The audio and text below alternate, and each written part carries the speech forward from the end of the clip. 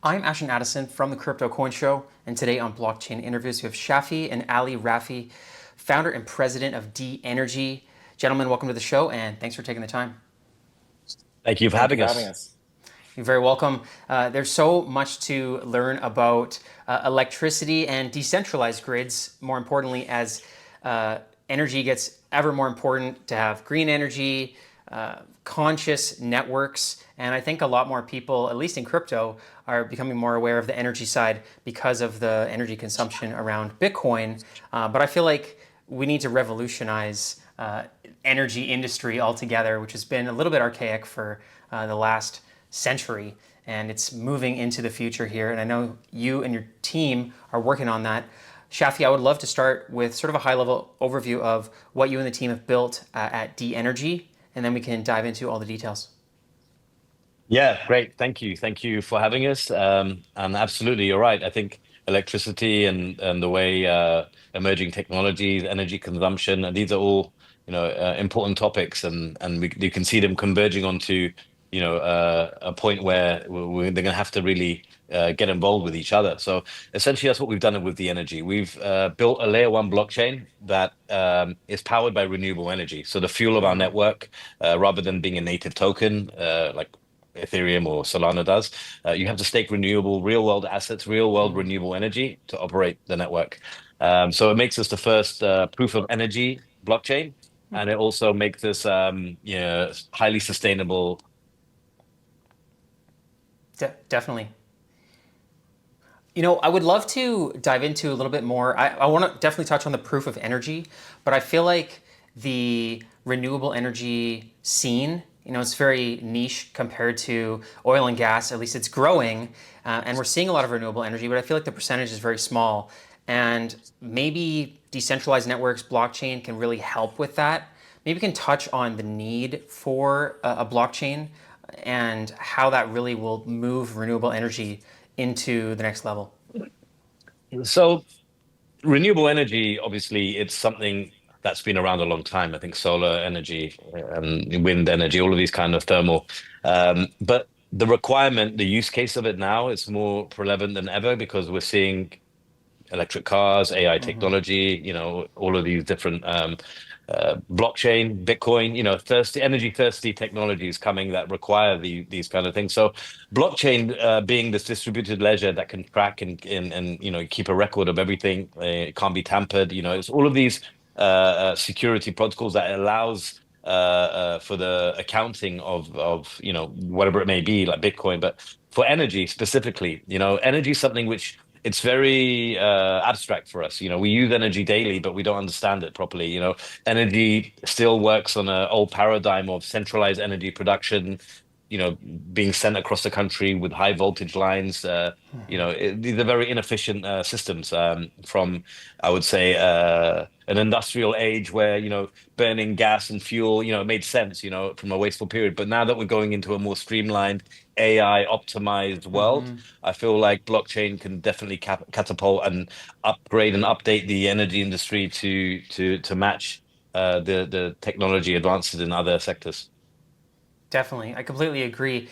And I think it's about ensuring that the producers and the users of renewable energy have like an efficient market to make sure that there's not excess supply and the demand. And so how does that work with D-Energy in ensuring like the buyers and the sellers and everything works really smoothly while utilizing blockchain? So, I mean, with the whole renewable energy landscape, it's something which I don't know how well you're versed in this. So electricity, when it's produced, it's sold from the moment of inception. So whether it's produced from a clean source or a dirty source, it doesn't have any unique properties to differentiate. Once it's fed into the grid, it's just electricity. Yeah. So for accounting purposes, governments issue certificates, clean energy certificates to entities that produce energy from a clean source. And essentially that's used as a proof of rights to say that you have used that clean energy. So these assets have been around for a long time. We've seen these assets go up in the US after the climate bill. It went up a few thousand%, the kind of price action you see on tokens. But it happened on a real world asset. And that's because the world is now starting to put a higher price on renewable energy because they understand the requirement and the need for Mm, clean energy. And I think moving forward with like I said, Bitcoin and AI data centers and things like that, you're going to see more and more emphasis put on clean energy. So what we've essentially done, we built a protocol that pays you for making clean energy. Rather mm, than burning up loads of electricity to get a Bitcoin that people were willing to pay you for, we're paying you mhm, to add clean electricity capacity and you get a token mm, for that. So it's we mm, call it, we've labeled it the inverted mining process. And I feel like by inverting the mining process, what you essentially do, you turn what was previously an ecological worry into potentially a economic boom. Something mm, that you could turn into an opportunity. And our blockchain enables that. mhm. That's really interesting. I love that. And Ali, you know, it sounds great to have being paid to produce clean energy, but of course, there's always a transition from the energy producers from the last century. What do you think is the interest from traditional producers, new, small, big enterprises in actually utilizing this method to produce clean energy and get rewarded for it?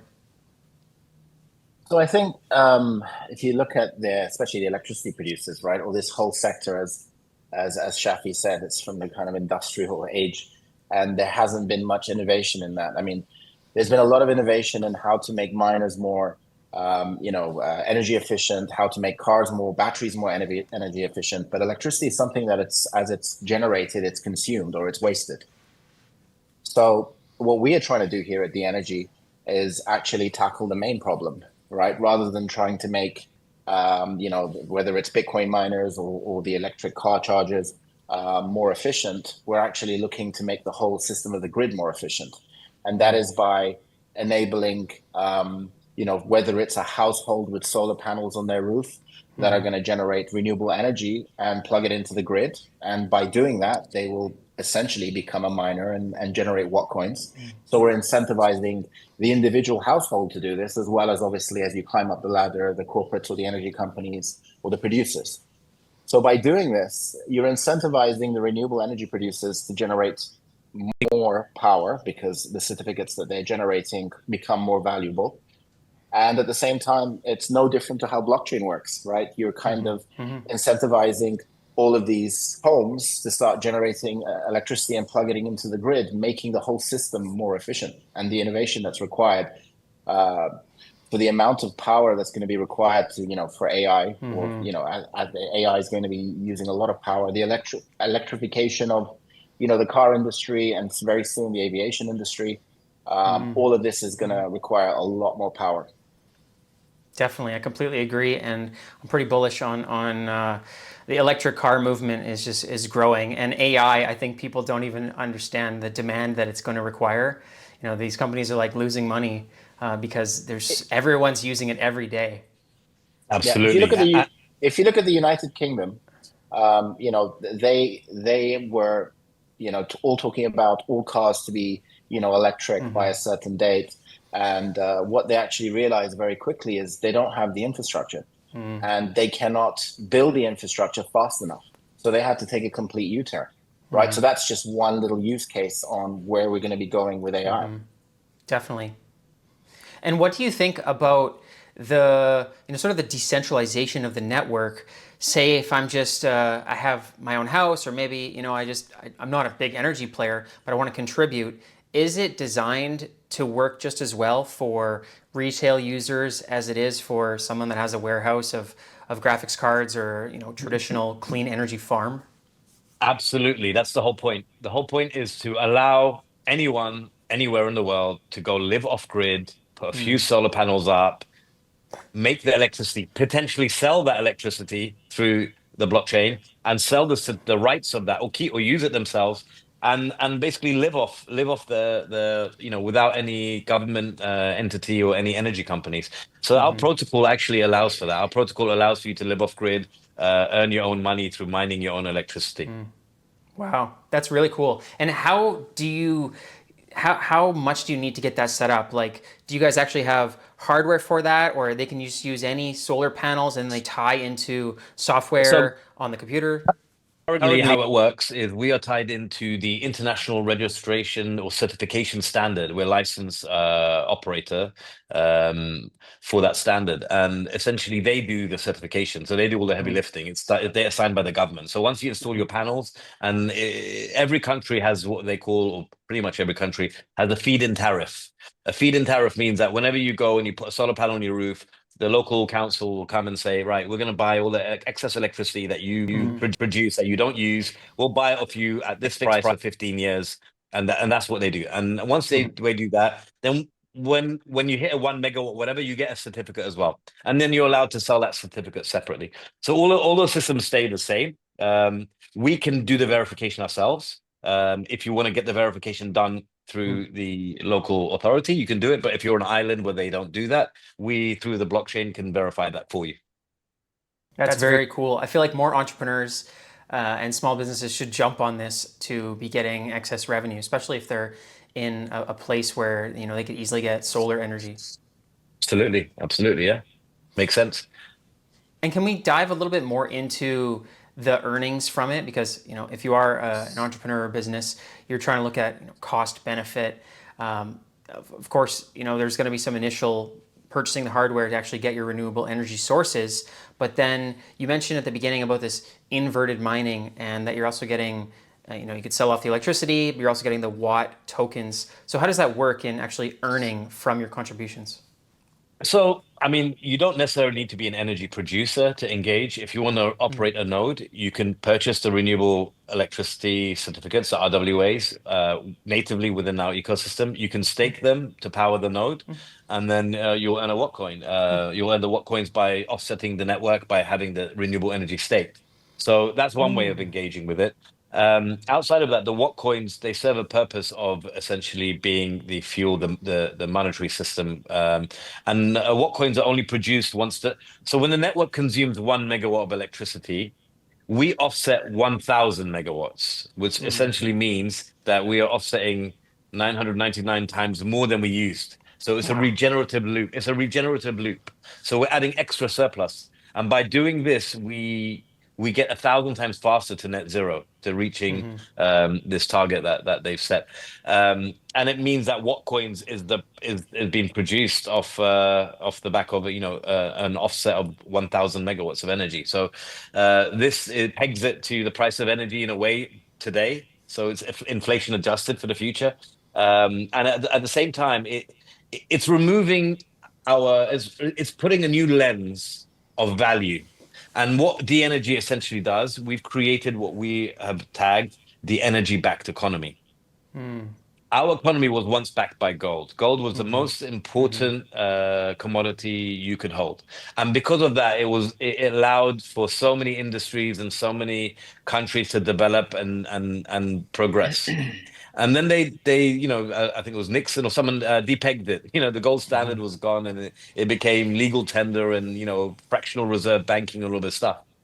We're taking it back to being a asset-backed economy, but rather than gold being that asset, it's renewable and it's clean electricity. Yeah. And clean electricity should be the fuel for the digital world. If we are living in a world with AI, robots, electric cars, electric planes, everything running autonomously, optimized, we are having, highly efficient energy producing systems with it. And that investment doesn't come in without a protocol like D.Energy. Without D.Energy becoming available and allowing this kind of investment, there would be no innovation. Without Instagram or Facebook, media wouldn't have had the amount of innovation. We wouldn't be able to talk on a call like this, and we wouldn't. All of the tools and stuff we're using is a byproduct of the investment that we've seen in certain areas and sectors. And electricity, unfortunately, has just been one that we've just used it and have not really appreciated that how our relationship with electricity may change over the years. Definitely. I think everyone takes it for granted until the electricity gets turned off. Then they realize, how important it is. And, that's a great point about in energy as sort of like the dollar. I feel like if people are looking at, what can be used for trading and commodities and like Bitcoin, it's a good answer. But without energy, you wouldn't be able to produce Bitcoin. Yeah, absolutely. Yeah, so that's the whole point. And they say obviously humans wouldn't survive without water, but actually if the electricity cuts out, we wouldn't get the water, pump the water out the ground. Mm. So we'd probably die faster without the electricity. But you know, so look, I think we're kind of, it's a bit of tongue in cheek, but essentially I think the biggest resource that we use right now is electricity, and um, renewable electricity obviously just makes much more sense for this kind of digital world that we're talking about. Burning fossil fuels to power a robot doesn't add up, or to power an AI system, it doesn't add up.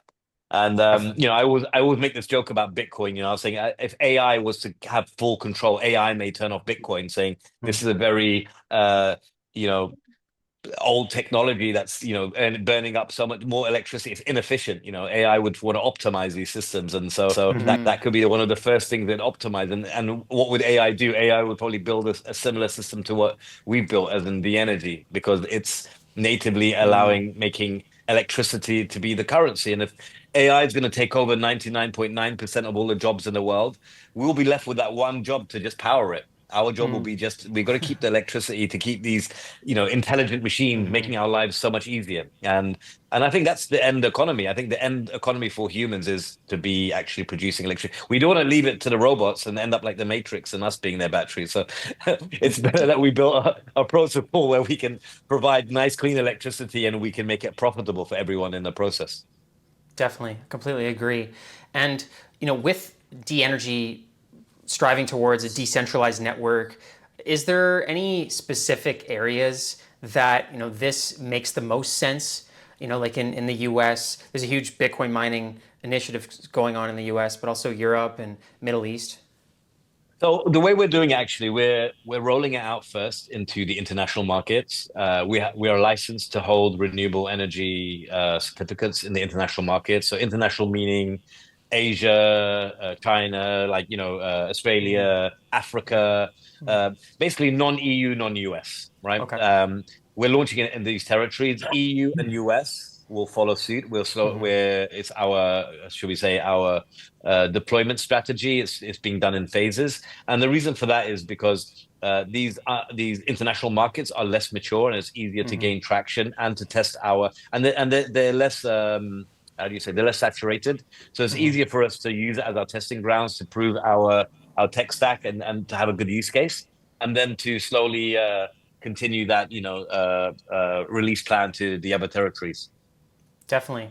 And if you're looking at making an impact, the energy market is huge. Everyone in the world needs it. What's like a 3 to 5 year vision on like grabbing a percentage of the market, or how big do you need to build D-Energy to actually make an impact?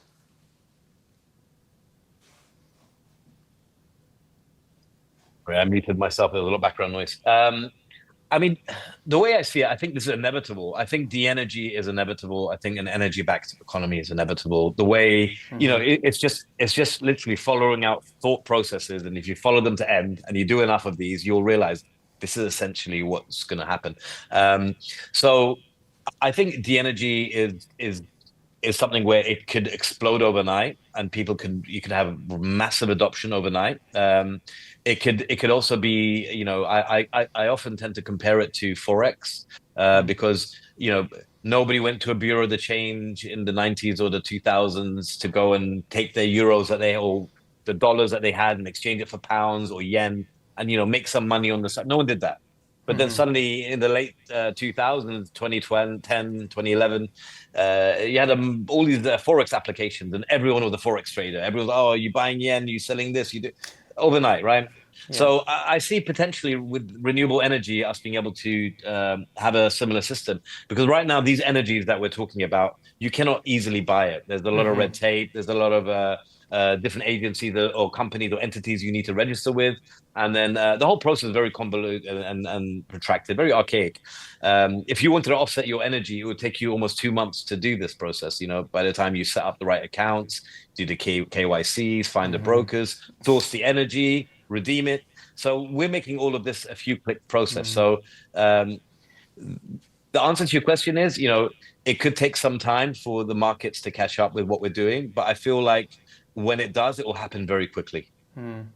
Yeah, no, that makes I think sense. if I could just jump in here, I think Yeah. once the actual ecosystem of what D-Energy does is understood. Now, yes, we're a layer one blockchain, but at the same time, we have had to create this ecosystem that enables D-Energy to actually achieve its goals, right? Hmm. So, on one hand, you have um, the incentive to generate renewable energy so that you can have these renewable certificates, which the governments are issuing, right? Hmm. So then we are tokenizing those and we're making them readily available on a sustainable blockchain so Yeah. that on our native marketplace that you can buy and sell energy. You can offset as an individual or as a company, or you can just be a trader and buy and sell, whether it's nuclear, whether it's solar, wind, hydro, whatever it is that you want to buy, you can trade, right, from different parts of the world Hmm. as well. So when I say an ecosystem, you have the marketplace, and then you have the actual blockchain as well as a layer one blockchain, where some of my experiences in the past, where I was working closely with Lamborghini and Ferrari on Web3 strategies. At one point they were looking at putting the ownership of the car as an NFT, when minting the car as an NFT when it's first created, because normally there's a year waiting list or a 2 year waiting list, Hmm. and you spec your car, and that car is minted at that spot, and it's the ownership of the car, the logbook, the history, everything of the car is kept on chain because it's the most secure way to keep it, right? And you Hmm. can imagine the ownership of a car can just be, give me your wallet address, I'll transfer it to you Hmm. as a transaction. So all of these ideas are there, and there's a lot of mainstream companies now, whether it's supply chain, from industry that they're looking to bring onto blockchain, but they always hit one red tape: Hmm. sustainability. Hmm. They're blocked. I personally worked on a project with Ferrari and Santander Bank, and at the last minute, the bank's sustainability department blocked the whole deal because they said it's on blockchain. Sorry, it's not sustainable. So with the energy, you're not just hitting your ESG targets. There's no sustainability red lines. So I think what makes us unique is by having this full ecosystem of enabling mainstream to move over to blockchain without hitting any sustainability issues. The chain is powered by renewable energy. We're incentivizing renewable energy producers to produce more certificates because the more power they generate, the more value they create from what coins. Yeah. So it's a full ecosystem rather Yeah, than and just the I blockchain. think the point you made, Ali, about the ESG, I think that's something to factor in. So a lot of companies now they're having to set up an ESG department. They're setting up Hmm. environmental kind of the carbon tracking departments. That's a cost to them. They have to get a sustainability officer. They have to get someone that's going to come in. Maybe they deal with a consulting firm that comes and does the measurement of their carbon footprint, their supply chain. They have to do all of these things. That's a massive cost for them. With D.Energy, if they register to be a node, we do that for them. We basically Hmm. offset their energy. They are now ESG compliant, and so rather than this being a cost bearing department, it can be a profit making department, if you know what I mean. So this is the final kind of piece to the puzzle, which Ali just kind of rightly said, is that the traction that we'll get with blue chip companies or major IPs is that not only do we remove the whole concern of blockchain negative kind of impact on the brand, but we actually make sure that you hit all your ESG and you're hitting all your environmental targets and provable, verifiable on chain. Hmm. That's amazing. A lot of great points there, and I completely agree. I see it going in this direction. It only makes sense, from forex. You talked about forex trading, and then I know traders that just trade oil, and but wouldn't it be better if they were trading renewable energies, and Yeah. especially on the blockchain where you have T0 instant settlement, 24-hour markets, which is the tokenization of the stock markets and the financial markets is coming. And I agree with you guys about the international markets and the growth and just jumping hurdles a lot easier. And then I would love to see that move into the mainstream markets as well. To touch further on the blockchain side, there's so many benefits to the blockchain. You mentioned about the inverted mining, about having the Watt coin and how you can contribute and you can earn through that. Is there anything else you want to touch on the blockchain crypto side and how that drives value? Yeah, so most blockchains, Bitcoin is, I guess, one of the only or the main proof of work ones that still, pushing, the boundaries of what's possible or what's considered even kind of reasonable in pricing of assets like this. But outside of that, you have Ethereum, you have Solana, you have all of these other blockchains, and all their tokens and their tokenomics. There is no Bitcoin's capped. That's why you're seeing this price action, right? It's capped. There's only 21 million they're going to be, and people know that, and that scarcity is driving this crazy demand, and no one wants to get left behind, and the FOMO behind it. But Ethereum's not doing it as much because Ethereum can keep getting minted, and the amount of Ethereums that get minted, and the whole equation of it works differently, right? And what we've got is something more similar to Bitcoin, as in we have 1.2 billion token, or roughly about that. If we hit the final energy epoch, which we will never do because we'll never ever end up using that much energy for the final energy epoch, you'll only ever get to 1.2. So we're not completely capped the way Bitcoin is, like a hard cap. But we are capped in the terms of that you'll never really ever get to the final epoch. So that does definitely give it that kind of price action that Bitcoin can see, and it being the first token that's actually backed by something. I mean, there are tokens that they say they're backed, real estate tokens or this token or gold tokens and stuff like that. But it's I don't want to go into that. Okay, go on. Yeah. You please. I'd like to add something to that.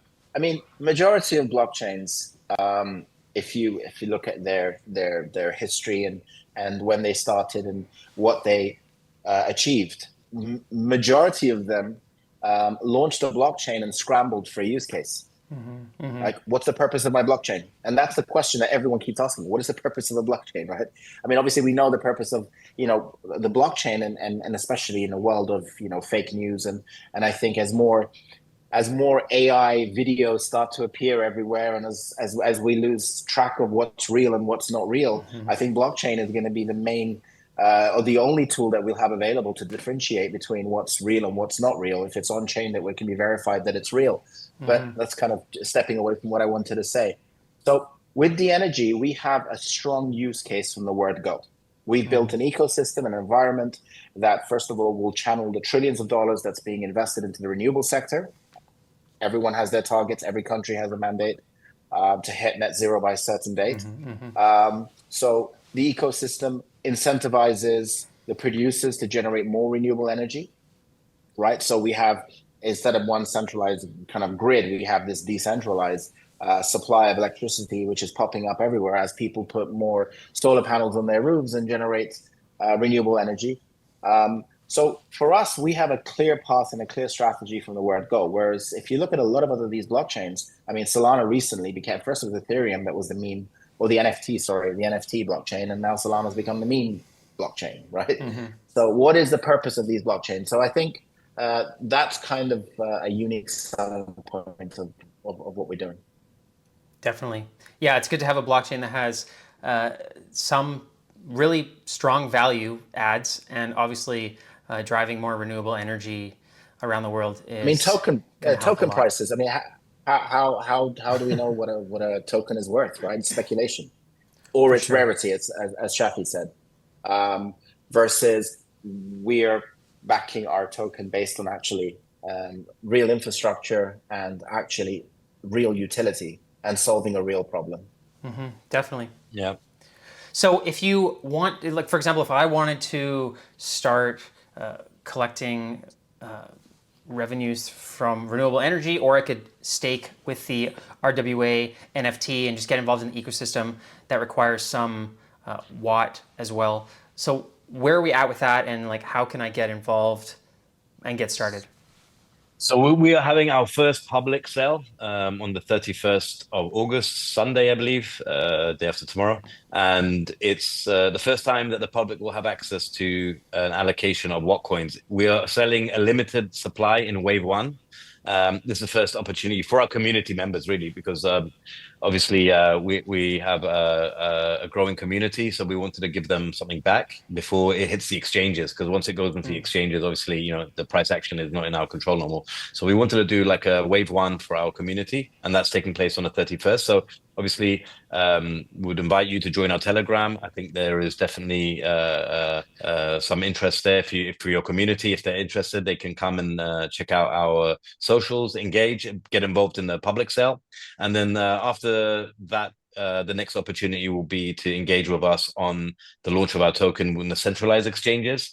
And then we will be releasing the energy trading wallets. So our energy trading, we've just transitioned to mainnet. So the public sale comes next with our TGE, and then we have the energy trading wallet. So we're obviously waiting to launch the energy trading wallets post exchange listings, because it's better to show the technology when everyone can have a say and get excited about it, rather than doing everything before we're even available in the market. So yeah, we have a lot of exciting things coming out, and I would definitely say keep engaged, join our Telegram, join our Discord.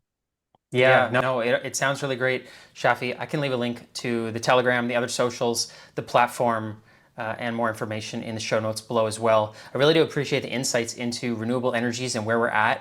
As I said in the beginning, I think a lot of people are underestimating the energy that's going to be needed, not just for electric cars and living, but for AI. It's going to be crazy. And if people can be the ones to contribute some of that energy so that the AI can eat it up and they can earn from it, then I feel like this is something that they should be getting in early.